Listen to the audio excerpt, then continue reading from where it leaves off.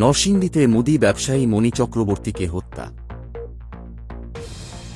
ময়মনসিংহের পোশাক শ্রমিক দীপু চন্দ্র দাস ও শরীয়তপুরের ব্যবসায়ী খোকন চন্দ্র দাসকে পুড়িয়ে হত্যার ঘটনার রেশ না কাটতেই এবার নরসিংদীতে এক ব্যবসায়ীকে হত্যা করা হয়েছে।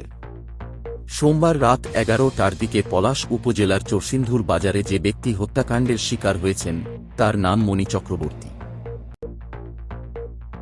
নিহত মণি চক্রবর্তী শিবপুর উপজেলার সাধারচর ইউনিয়নের মদন ঠাকুরের ছেলে।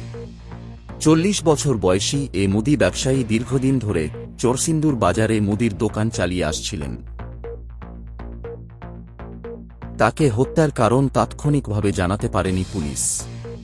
নরসিংদীর ব্যবসায়ী মণি চক্রবর্তীকে নিয়ে সাম্প্রতিক সময়ে 3 জন হিন্দু ব্যবসায়ীকে হত্যা করা হল। দৈনিক অনুসন্ধান, দুরন্ত গতিতে অফুরন্ত সাহসে আমরা।